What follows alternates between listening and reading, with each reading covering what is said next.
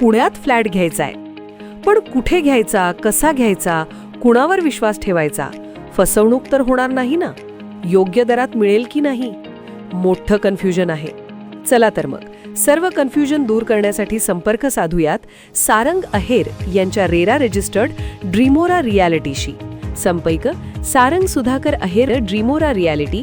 Mobile number 82 83 91 91 आणि 62 62 90 910.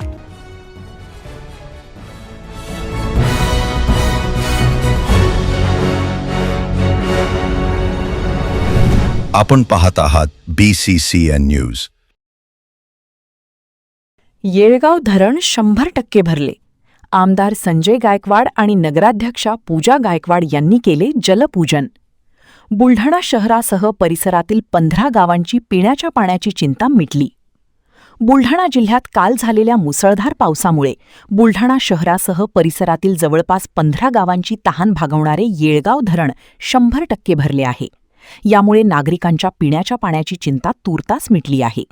आमदार संजय गायकवाड आणि नगराध्यक्षा पूजा गायकवाड यांनी आज धरणावर जाऊन विधिवत जलपूजन केले आहे. यावेळी मुख्याधिकारी गणेश पांडे, नगरसेवक, शिवसेना पदाधिकारी, कार्यकर्ते मोठ्या संख्येने उपस्थित होते. उन्हाळ्यात धरणातील जलसाठा पूर्णपणे संपल्याने पाण्याची भीषण टंचाई निर्माण झाली होती. मात्र आमदार संजय गायकवाड यांच्या पुढाकारातून खडकपूर्णा धरणातून पाणी आणून बुलढाणेकरांची तहान भागवण्यात आली.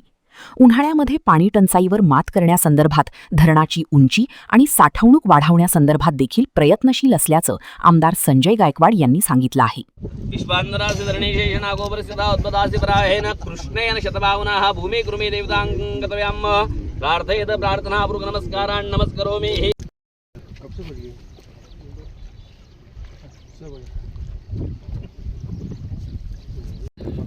आपल्याला 70 दिवस पाणी द्यायचं खाली उतरल्या किंवा 600 दिवस ऑक्टोबर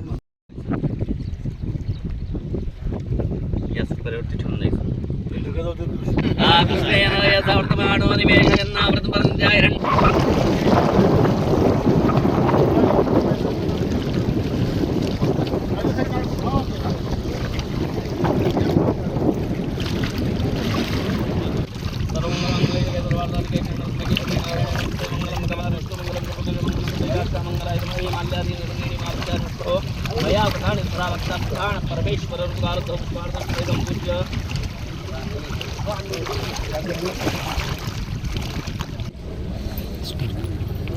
बुलढाणा शहराची तहान भागवणारं पैनगंगा नदीवर बांधलेलं आपलं येळगाव धरण काल परवाच्या रात्रीच्या दमदार पावसामुळे सकाळी 6 वाजेच्या दरम्यान 70% धरण भरलं होतं आणि 11 वाजता धरण हे 100% त्या ठिकाणी भरलं. आणि अल निनोचा प्रभाव बुलढाणा आणि वाशिम जिल्ह्यावर जे सांगितलं जात होतं, अतिशय चिंतेमध्ये आम्ही नगरपालिका प्रशासनाने सगळे शहरवासी होते की आता यावर्षी धरण भरते की नाही भरते. परंतु ईश्वराची कृपा झाली, बुलढाणेकरांची पुण्याही कामात आली आणि आज येळगाव डॅम या ठिकाणी पूर्ण क्षमतेने भरलेला आहे.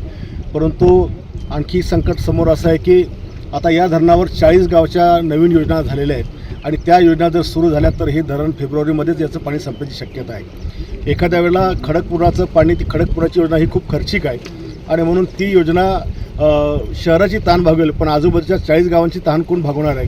याच्याकरता आता काल परवाला जी काही पैनगंगा नदीच्या संदर्भाची नदीवर प्रकार मिटिंग झाली, तर वैनगंगा नळगंगाचं पाणी खडकीच्या डॅममधून पैनगंगेमध्ये म्हणजे बुधनेश्वरपर्यंत आणता येईल का, ते जर किमान अर्धा TMचं जरी पाणी आणता आलं तर ते पाणी डिसेंबरच्या दरम्यान आपल्याला या धरणामध्ये सोडता येईल. म्हणजे जेणेकरून निसर्गाच्या शिवाय कृत्रिमरित्या हा डॅम आपल्याला पुन्हा त्या ठिकाणी भरता येईल.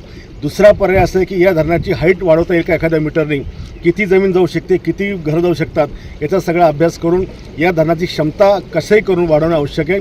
अन्यथा खूप मोठ्या संकटाला आम्हाला सामोरं जावं लागणार आहे. जे पाणी वैनगंगा नळगंगाचं येईल त्याला किमान प्रकल्प पूर्ण होईपर्यंत 5-6 वर्ष लागतील आणि तोपर्यंत शेवटचे 2-3 महिने कसे काढायचे हा सगळा विचार या ठिकाणी चालू आहे. परंतु निश्चितपणे जनतेच्या आशीर्वादाने चांगला मार्ग यातून निघेल आणि आम्ही चांगला मार्ग काढून पुढच्या काळामध्ये 40-50 वर्ष आपल्याला त्रास होणार नाही अशा प्रकारचं नियोजन करण्याचा विचार आमचा या ठिकाणी चालू आहे. तुर्तास आजचा जो डॅम भरला याच्यामुळे बुलढाणेकरांना जो दिलासा मिळाला, मी इंद्रदेवताचे, ईश्वराचे, निसर्गाचे आभार या ठिकाणी मानतो.